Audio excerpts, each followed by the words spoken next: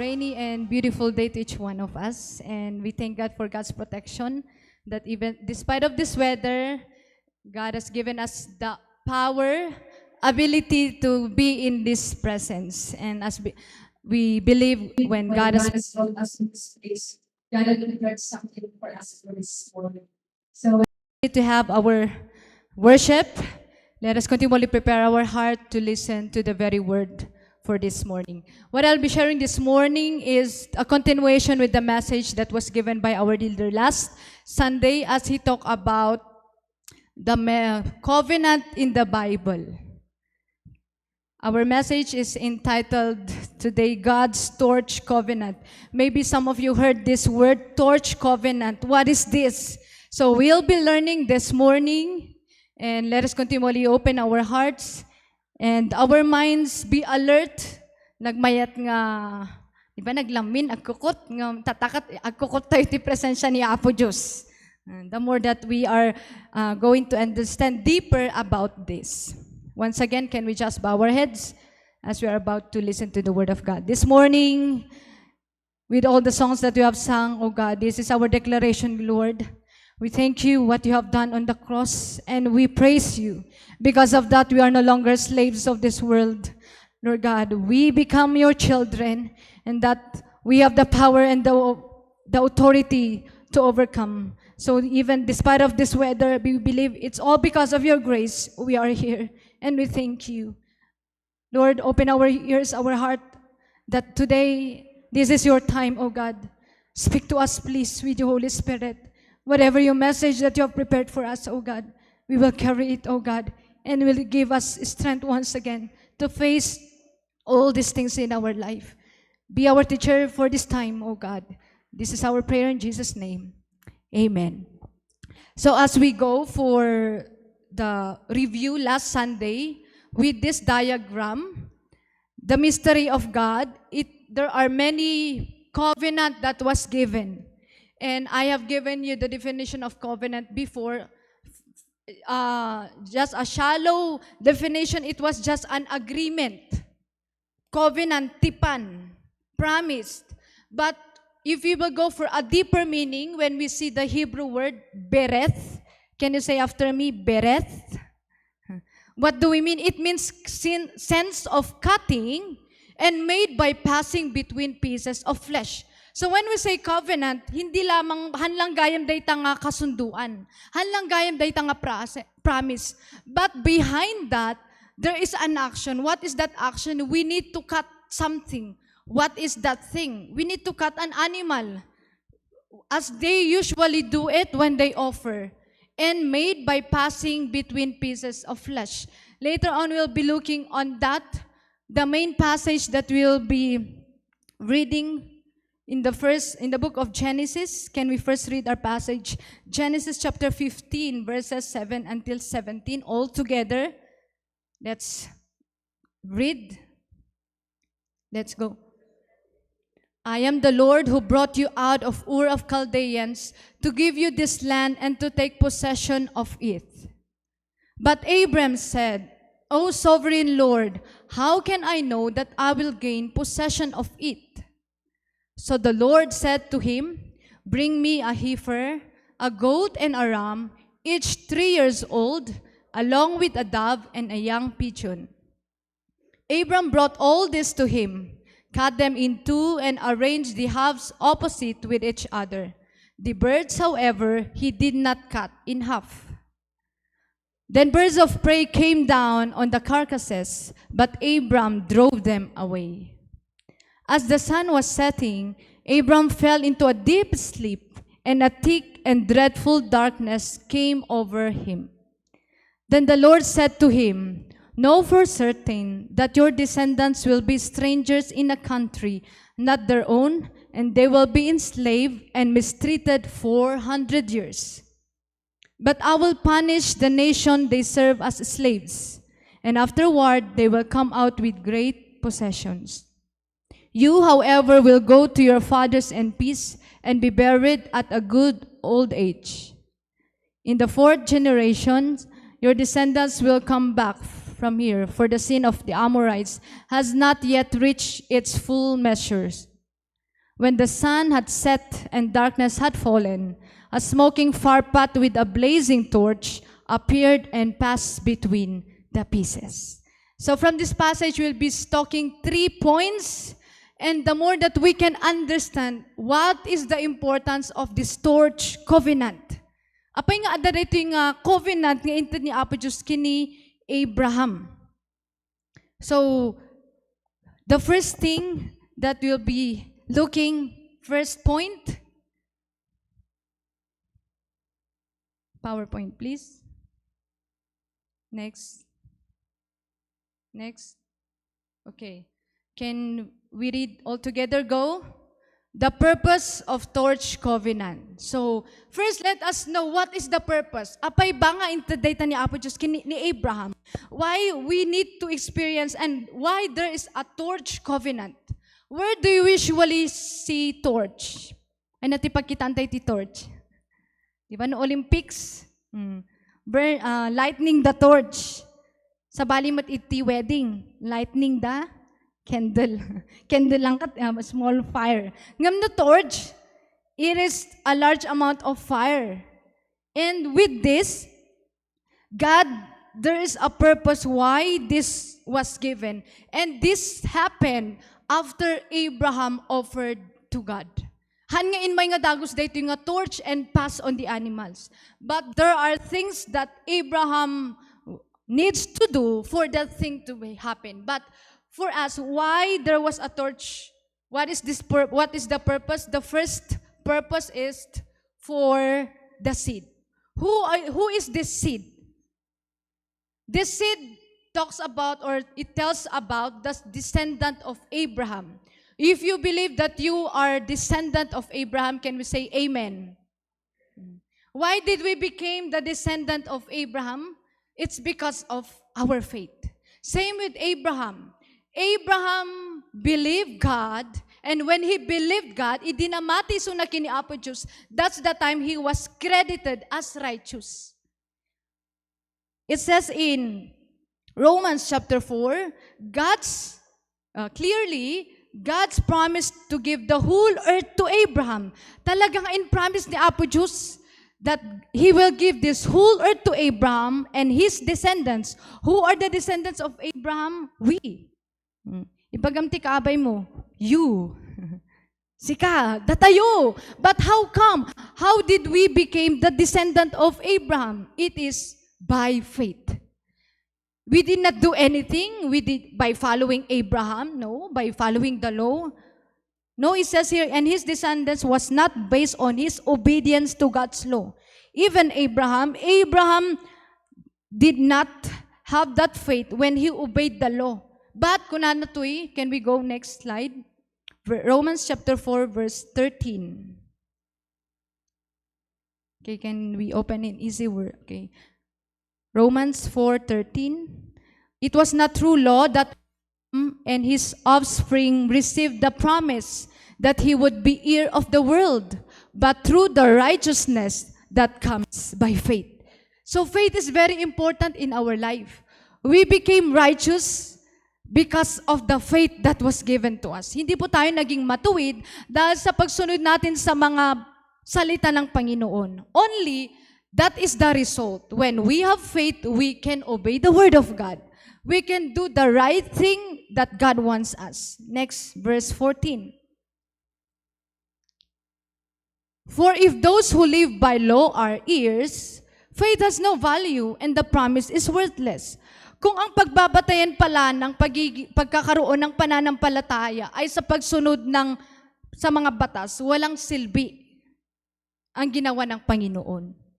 So, for Abraham to have faith, that is because of when he believed God. For us as well.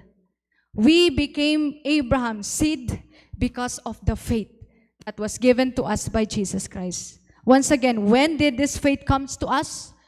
When we started to see ourselves because of the law, that we must be judged. But because we need God, we humble ourselves to God and said, Lord, I need you. When we said that, Lord, I need you, that's the time God has given us His faith to each one of us. Not all people have faith, but all people who have humbled themselves, Lord, I need you. That's why, that's the time God had given them that faith. And only faith comes from our Lord Jesus Christ. Ang pananampalataya po ay nanggaling lamang sa ating Panginoon. This does not come from people, from anything, but only through our Lord Jesus Christ. Another passage in here, Galatians chapter 3, verse 29. Can we all read together? Galatians, let's read.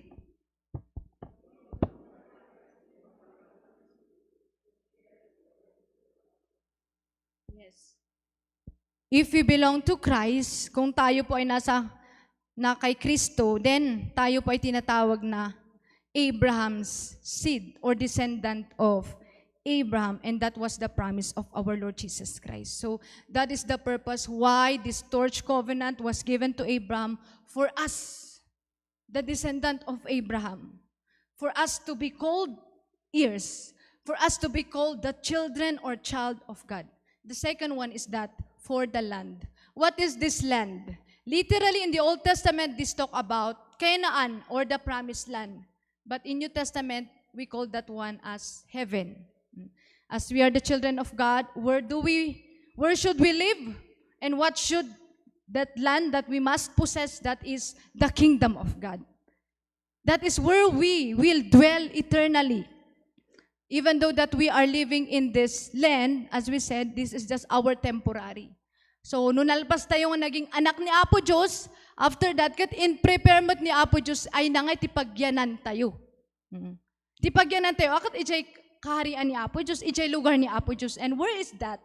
That is in the kingdom of God. So, but in the Old Testament, that land that was pertained in here is the land of Canaan. Isong ako na ni Abraham. Once again, in verse 7 in Genesis, then the Lord told him, to Abraham, I am the Lord who brought you out of the Ur of Chaldeans to give you this land as your possession. So why did God brought Abraham ijay Ur of Chaldeans? Because He wants Abraham to possess that land, to enjoy that land. What is that land? Land of Canaan. He cannot enjoy in Ur of Chaldeans. As we said, it was the place of idols, place of death, place of chaos. Can you enjoy that place? No. Mas stress ka pa, di ba? But if you will go to that place where God had prepared for us, that was the place that was prepared by God to Abraham. So when He said that one, that is the land you will possess, you will enjoy. We need also to enjoy that land that was given to us. Though, how about Pastora, we are still on this earth? Yes, that's why, even though that we are in this earth, the kingdom of God should reign in our heart, so that we can enjoy while we are living in this earth. And it says in the following verse, there was a question, kuna natin verse 8. But Abraham replied, question God, O sovereign Lord, how can I be sure that I will actually possess it? Even for you, if imbagarita ni Apo Diyos kanyayo, you will possess this land. You will have this land. How sure I am, Lord? O pati ni Abraham, how sure that I will really gain, I will acquire this land. And the next, verse 9, it says that you need to do something. So, before that torch covenant to be accomplished, there are demands. Number 2, our second point, for us to experience that purpose, for us to become children of God, to experience the land, there are also demands, or when we say demands, there are things that we need to do for its accomplishment. Hanlang nga we will receive it, it's done. How did we become children of God? When someone died for us. When we believe on the thing that our Lord Jesus Christ have done. The demands for this, for the accomplishment of this torch covenant, the first thing that we can see, there must be a sacrificial offering. That's why it says in verse 9, kunana, so the Lord said to him, bring me a heifer, a goat, and a ram, each 3 years old, along with a dove and a young pigeon. So kuna ni Abraham, Lord, Kasano ko ma-possess day talan? Kasano ko ma-enjoy? Okay. Dayto iti aramidem. Ag-ala ka ti animal nga i-offer mo kanyak. So there are animals in here. And this morning, we'll be looking what is the meaning of all this animal. This animal is not just an ordinary. It has their meaning. And this sacrificial offering was chosen by God. Pinili dayto ni Apo Diyos. Han dayto nga pinili ni Abraham.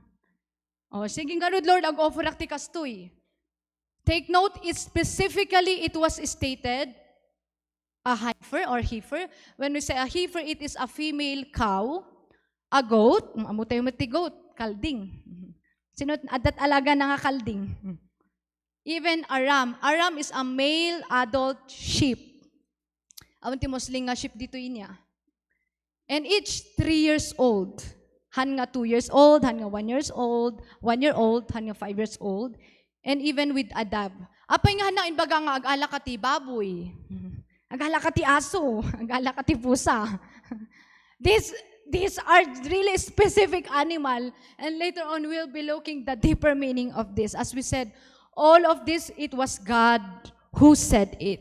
And the offering was chosen by God. Han nga naki-argue ni Abraham or nag-arami ti alibay nga, Lord, kastoy na lang ngay, kastoy na lang. Even for us, as we said, when we come every time in a worship, we need an offering. So in verse 10, so the Abram brought all this to him and cut them into and arranged the halves opposite with each other. The birds, however, he did not cut in a half. So there are also processes that we need to have. As I've said, in the Old Testament, if you will have a review or rewind our mind when you are always reading your Bible in the Old Testament, as we said, they cannot go handang mabalin na apan worship no awanti animal nga aggamda. Idiin may kayo dito dapat agam yung animal? Awan. But already, as we said, that animal represents our Lord Jesus Christ. He have finished everything for us. So during this time, according to their class, if they belong to a rich class society, there is a specific animal that they need to bring. If in a moderate or a middle or average class of living, adamat. If they also live in a poor class, adamat. Kasi if there are no specific, maybe some poor people will tell, I don't have enough money, I cannot offer. So in that, God prepared, God knows. So if you belong to this class of society of this living, you can offer like this if you sin. Why do they need to bring animal? Apay ba nga kasapulan da nga alagamin ti animal idi? If you will go with the culture before, they will bring an animal, and when they bring an animal, the first thing that they need to do in the process, they need to inspect or check that animal. That animal should be blameless, kunatayo. Next slide. It should be a perfect. And how many times do they need to check? How many times? 613. Wow, grabe. Nuda kayo ti ag-check, idi mabanok kayo. Really scrutinized checking. Why? There are 613 laws before. So dapat from head to foot, data, perfect. Dapat day kukuha nalinis, day ngipon na, nalinis. Oh. Imagine 613. That is how holy is our God. How perfect is our God. Worship is not just an ordinary. Every time that they need to bring an worship, an animal, han lang sige, okay lang dita nga animal. Haan. Nuhan nga pinmasa, kaasi ka, agsubli ka manin, ag-ala ka manin. Same with us, to contextualize today, even our time, when we are coming to worship God, God wants to give our best worship. Always check our heart when we always come to God. Let us give our best offering to God. Why? If we are not able to give, that will be disqualified. Idi, no talagang ada sakit na dayta nga animal, ure no ipilit mo nga, okay lang dayto, ingam ko nati priest nga haan. You need to bring another. So, after they will inspect that animal, they that the person who brought the animal will lay his hands to that animal. It means, all my sins I am giving to this animal. All the sins. So, inuawan ti animal nga, sorry ni on animal. Animal ka, kung joke. Naawan ti agam na nga, animal. Animal, han nga makaunag ijay tabernacle, his sins will not be forgiven. And yes, talaga han nga makaunag ti tabernacle because only the priest can enter in the tabernacle. But before that man, sinner, will bring an animal and he needs to lay his hands on that animal. It means I am giving all my sins in this animal. And after that, next step, they need to cut that animal. Okay, cut into pieces. After they will put it in, they will cut it. They will already put it so that it will be burned. Narigat mo't nga talaga no buong baboy, example, nga baboy kat kaikabil ka dyan, kat maluto nga ta. Naksat nga dagos, hanpay nga nalutluto, ije unag na, di ba? Ngam no, chop-chop, tapos ikabil mo dyan, i-barbecue, maluto di ay. So same during that time. In their time, they need to cut it before they will put it so that it will be burned and it will become a pleasing aroma to us. Even in our worship today, we need to cut our worship as we said. Even our offering as we said. When we said our offering, hanlang nga 3-in-1 offering. Day tithes mo, aray amin. Tithes mo, thanksgiving, worship offering, mission offering, aray amin. Haan. Tithes is just 10% sa baliti worship offering mo, praise, thanksgiving offering, and mission offering. So that will satisfy our Lord Jesus Christ. So they need to cut that animal. However, as they said, the birds, the dove and pigeon was not cut. Why? Naisip yung ba? Apay. Damagaman day kaabay mo. Apay. Baka dati answer na. Apay. Mga doon tayo. Sige, kitan tayo marandama. No, correct na siya answer tayo. Okay, but before going with that, 3 years old, number 3 is very important in the Bible. Usually, as we said, numbers have meaning in the Bible. Number 1, what do we mean? What is the meaning of 1? Unity. Number 2? No, in-divide mo, ina nangyari. Divide mo. Naging 2, day 1. O, nagkaroon ti division. Number 3, Trinity. How many days before Jesus Christ resurrected? 3 days. After 3 days, he resurrected. And how many years? Or Jesus Christ died after how many years of his ministry? 3 years. 30 years old, Jesus Christ entered in the ministry, but after 3 years, he died. So it talks about our Trinity God, that number 3. It talks about our Lord Jesus Christ. So even this animal, apay kanong masapol nga 3 years old, sobrang nga, apay nagbalik 4 years old, 5 years old, 3. It talks about all of this animal, if you will be looking on the picture, literally animal, but all of this signifies our Lord Jesus Christ, who died on the cross for us. And the next one, the first point under number 2, the demand, there should be a sacrificial offering, and that sacrificial offering, as we said, it must be 3 years old, it must be perfect, and this sacrificial offering, as I said, it has their own meanings. The first of this, as we said, there are, if you notice, adati talo, ram, heifer, or goat.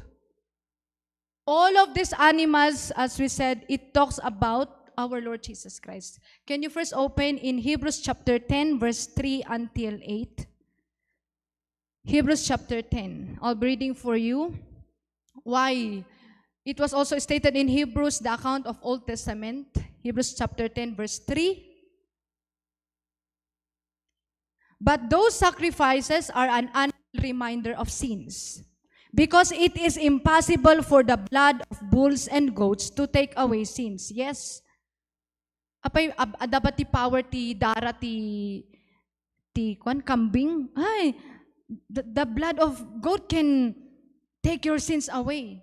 It is impossible. Nothing. Therefore, when Christ came into the world, He said, sacrifice and offering you did not desire, but a body you prepared for me. Verse 5.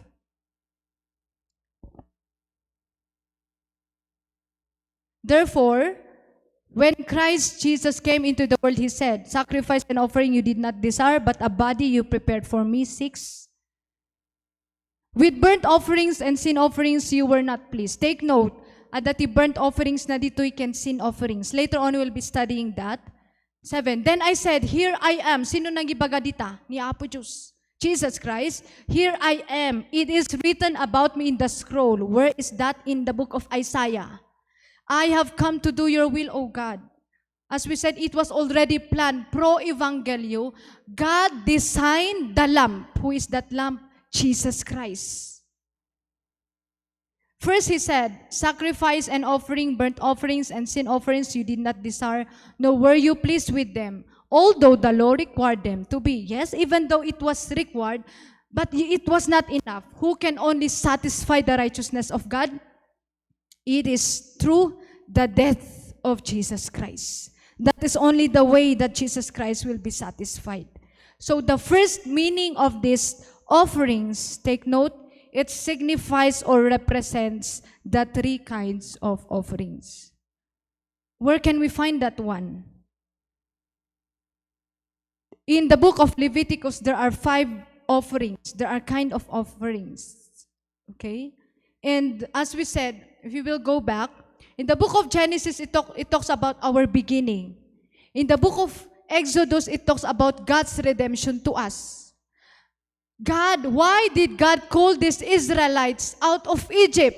Every time kunana, so that they may worship me. Worship me. Worship me. That is really our design. That's why God did not allow all the Israelites to be really enslaved for how many years ka talagang agbiagdadita? No. There was a distinct time they will live there for 400 years of slavery. But God said to Moses, bring my people out from that place so that they may worship me. Can they not worship in Egypt? Yes, they cannot worship. Why? That is not the place of God. Though there are many things that God said to, Pharaoh said to Moses, okay, you can worship me, but do not go away. Stay here. Okay, you can worship, but leave your animals here. What will they use for offering? Satan or Pharaoh keeps on hindering these people to worship.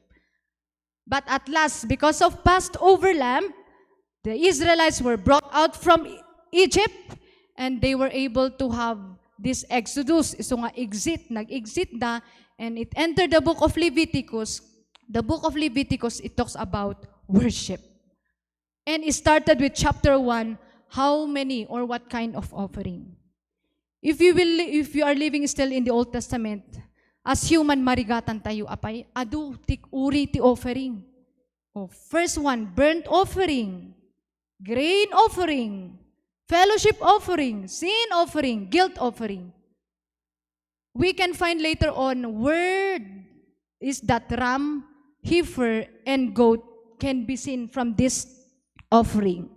So, burnt offering, it means to go up. This is the first offering that was stated. It has their own purpose, symbol, relationship to Jesus Christ and Bible verses. But I'll just be sharing the important one. When you give a burnt offering, it should be voluntarily in us. And what is the purpose? It is for the restoration of the relationship with God. Or it means, burnt offering, it is only the way to satisfy God. So nga offer the iditi burnt offering, for them, they want to satisfy God. And if you will put it in the relationship of Jesus Christ, what can satisfy only our God? It is through the death of Jesus Christ. Apay nga natin ni Apo Diyos kanya tayo. Yeah, people said it is for the sin of God. But the first thing is that to satisfy or to restore our relationship to God. Why? Because of sin, our relationship was cut. How can we restore that? Through the death. And through that death, it was related to the burnt offering in the book of Leviticus. Second offering, we call it grain offering. Where can we get this grain? This grain come from wheat or barley. So, han nga animal data, the burnt offering, it pertains to an animal. But grain offering, it talks about the fine flour that must be pounded so that they can make a bread. If they are offering also a grain offering, what is the purpose for them? It means it is an absolute obedience to God. It is a sign of faithfulness to God. When they give this offering, they continually acknowledge faithfulness. In what way? Faithfulness on how God is providing their needs, their harvest. Grain is a thing that people can harvest. And it means also that it pertains the perfect character of our Lord Jesus Christ. When they give a grain offering, they do it voluntarily. Okay? The next one. Another offering.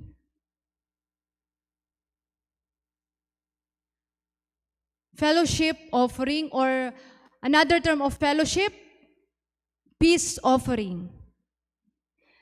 From the Hebrew word salem or shalom, it is to restore our fellowship with God. So when they give a fellowship offering, the purpose is that to restore the relationship of our Lord Jesus Christ, our fellowship with God. In what way? Once again, to restore that peace. Why? That peace was destroyed when Adam and Eve committed sin in the Garden of Eden. So through the death of Jesus Christ, then we can restore our fellowship with God. We can continually have this peace from our Lord Jesus Christ. If you remember with the message that Melchizedek prepared bread and wine. Okay. Why did Melchizedek prepare bread and wine? To restore the peace. That peace was destroyed, but because of what our Lord Jesus Christ had done on the cross, He wants that peace will be established in us. If you have this peace, can we say amen? Peace is not just in a shallow that kapya. Ay, dati kapyam. Or people with this situation doesn't have peace at all.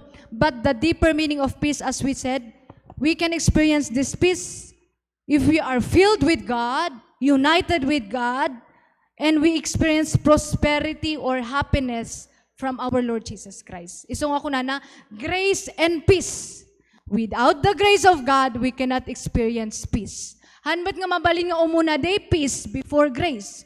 We need first to believe Jesus Christ so that we will be filled by God. If we will be filled by God, we are experiencing really the peace. Even though these things may come, discouragements may come, environment cannot hinder us. Still, we have this peace from our Lord Jesus Christ. The true peace comes from our Lord Jesus Christ. This environment cannot give us peace. But when we have this grace, peace will be followed. And another offering is the sin offering. Sin offering, what is the purpose?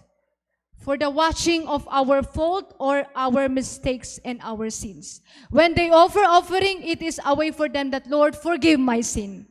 And even Jesus Christ did this on the cross. Only the death of Jesus Christ is the way to restore our relationship. Why? He became sin for us. Supposed to be, we are the one who sinned, right? We must be the one that ay di dapat nga mailansa. But God took all our sins on the cross. As it was stated in 1 Peter, can we read? 1 Peter chapter 2, verses 23 to 24. All together, let us read. When they hurled their insults at him, he did not retaliate. When he suffered, he made no threats. Instead, he entrusted himself to him who judges justly. He himself bore our sins in his body. Jesus Christ bore our sins. Isong ako na tayo, he was the sin offering for us. on the tree so that we might die to sins and live for righteousness. Amen? And by His wounds, you have been healed. So, that talks about the sin offering. And the last one is the guilt offering. Guilt offering in Hebrew word asham. And what is the purpose of guilt offering? It is an offering if we have committed any sin against God and even to our neighbor. Every day we are committing sin. So in the Old Testament, when they committed sin, they will give a guilt offering. So if we said there are specifically kinds of offering during the time, burnt offering, grain offering for their harvest, fellowship offering to have fellowship with God, to have peace with God, sin offering for their sins to be forgiven, and even their guilt offering for them, that it will remove any distractions for them so that they can avoid and they will really fight not to commit sin. Take note, sin and guilt offering, it is our duty and responsibility. I'll repeat, sin and guilt offering, its character in what way that we are offering, it is a demand for us, our duty and responsibility to give. Why? As we said, we always commit sin. That's why we need to ask for God's forgiveness. We need to give an offering. However, in the fellowship, in the burnt and grain, it was voluntarily done. But generally, if you'll be looking all these offerings, it talks about the cross of our Lord Jesus Christ. So if we will go back with the offering that was given, that was asked by God to Abraham, the first offering, what was that? Heifer. Or we call it as a female cow. What is this female cow?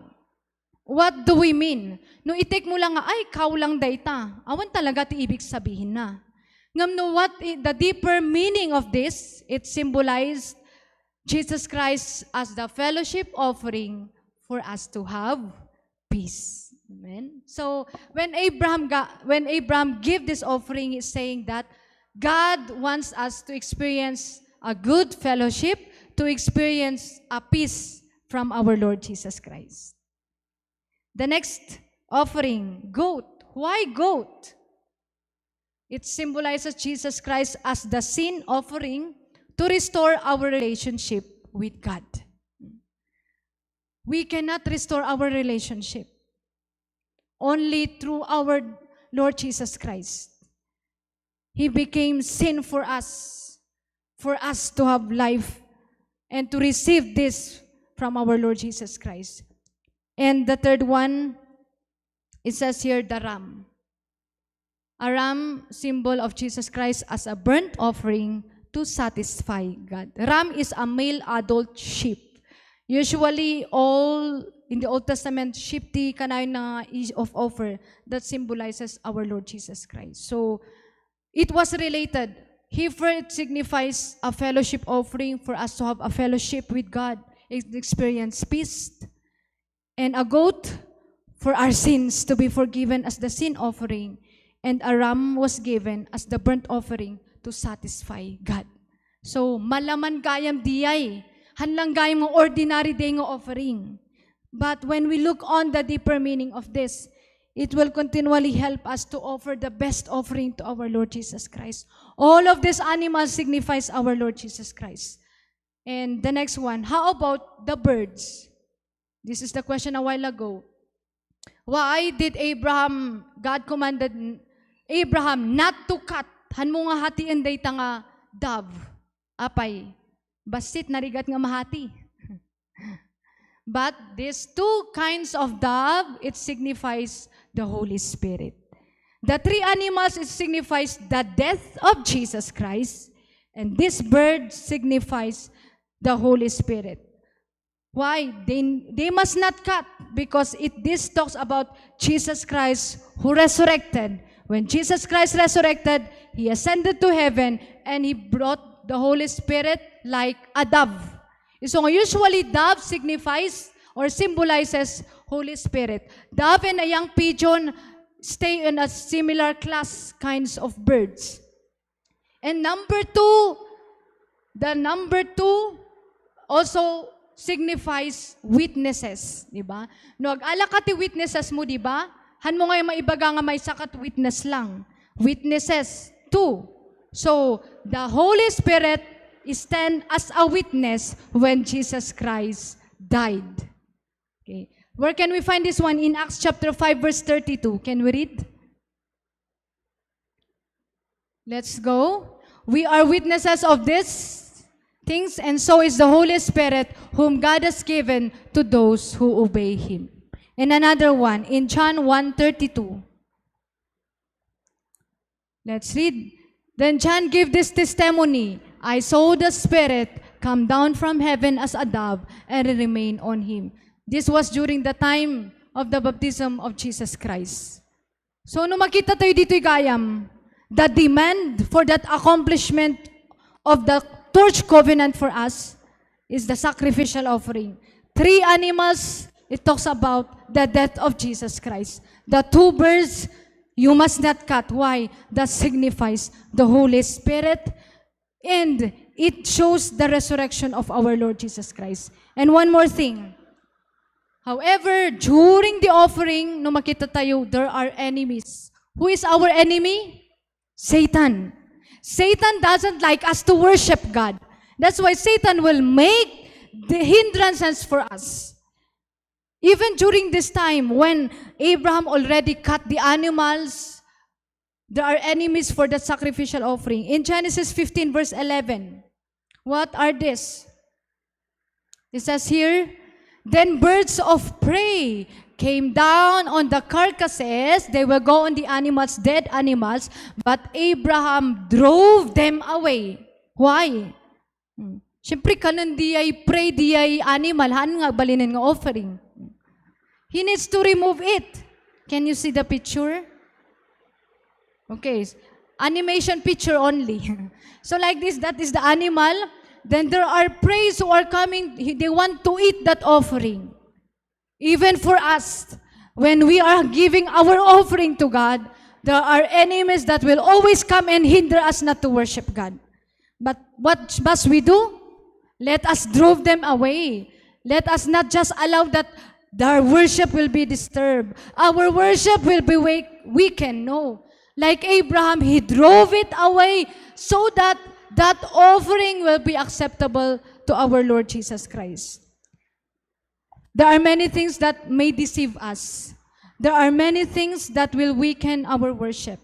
But take note, let us always resist them. As it says in James chapter 4, verse 7, let's read together.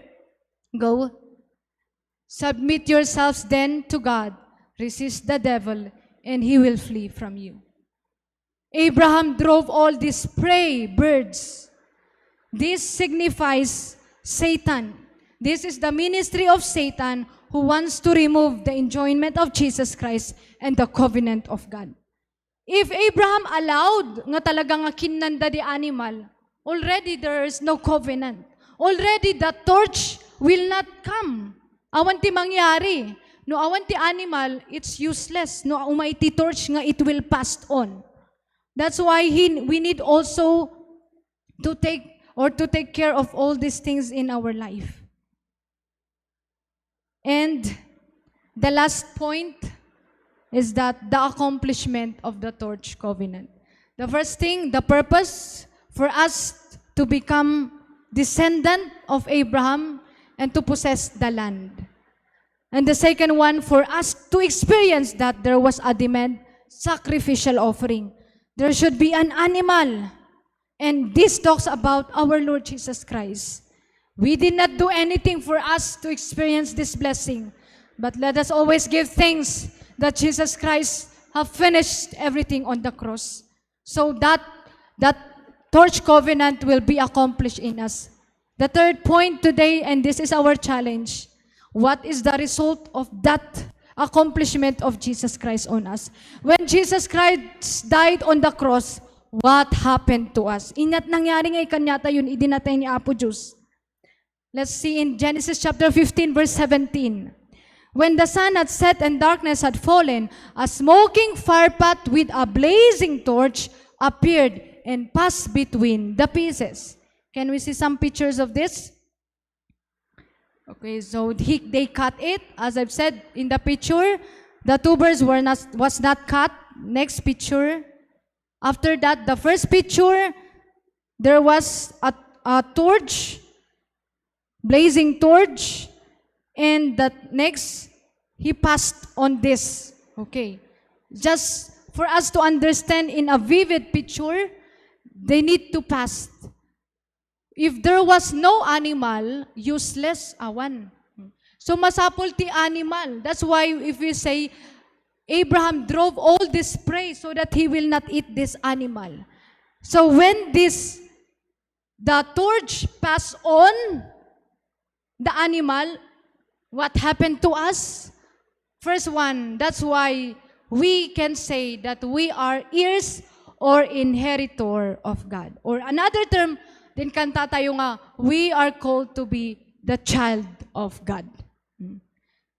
Inya ti manaam, ito'y lubong, dapat ti manaam ti parents mo. No man awan ti manaam ti parents tayo, adat manaam tayo kini Apo Diyos.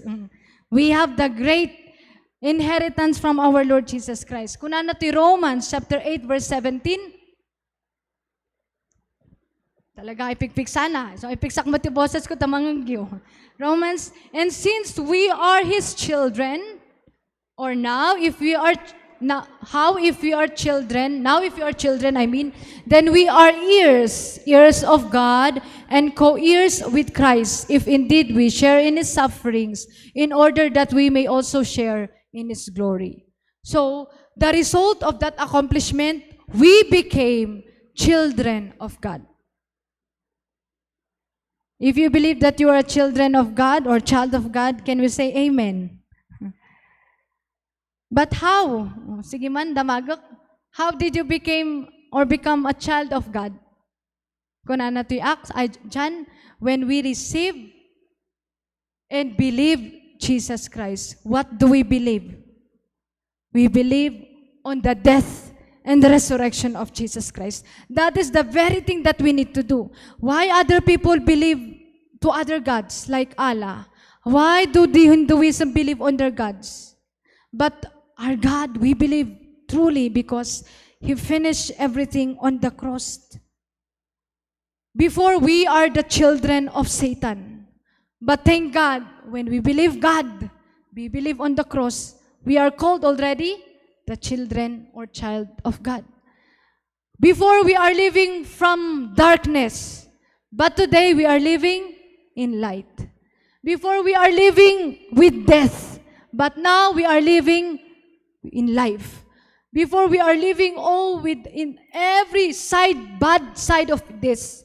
But thank God, when God had already entered in our life, we are restored once again. So that is the accomplishment, resultana, we are already the child of God. And not only that, number 2, we have the right to become children of God. Hanlang nga children, dapat ti karapatam. When we say right, the other term is overcomers. If you are an overcomer, can we say hallelujah? Yes. Whatever things that may come in this world, we need to overcome. Why? That is the design of the children of God. Hantayong nga talunan. When Jesus Christ died and resurrected, already there was a victory. He overcome death. Nobody can do that thing to us. Only our Lord Jesus Christ. As it says in 1 John chapter 5 verse 4. Let's read together. Go. For everyone born of God overcomes the world. This is the victory that has overcome the world, even our faith. Why we are able to overcome situations? Because of the faith that God has given to us. When we say once again, we have the right, it means we have the power and authority to open the gates of Hades or to open gates that hinder us. Today, yes, weather can hinder us, but thank God, we are able to overcome these things. As we said, many worse things may come in this world, God is just preparing us. God is just training us. Are we going to stop our worship to God? Or are we going more to draw near to our Lord Jesus Christ? Our challenge for us this morning is that let us continually give thanks.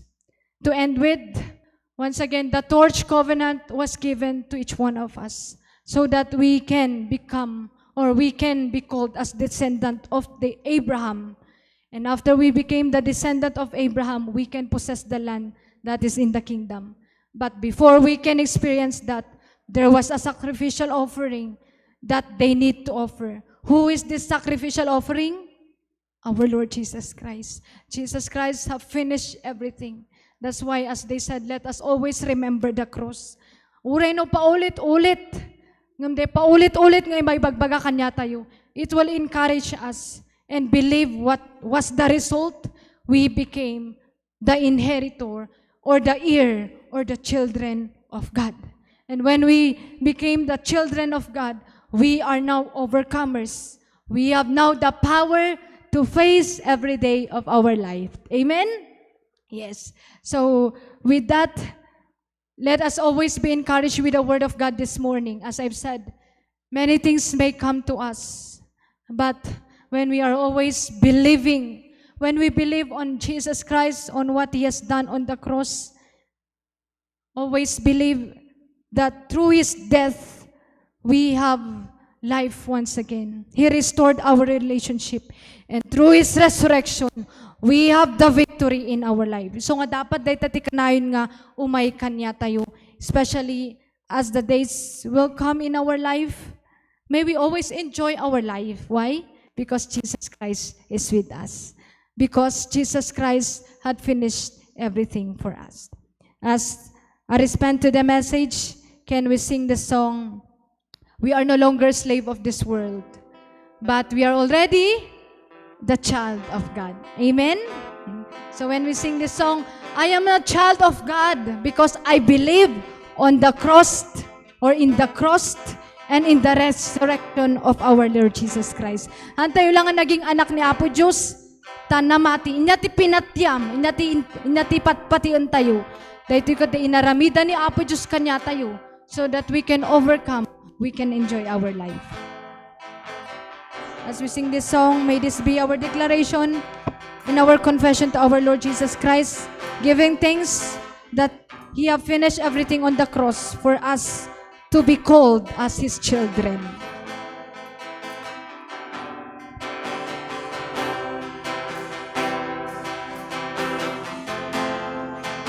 Slave to fear, yes, 'cause I am a child of God.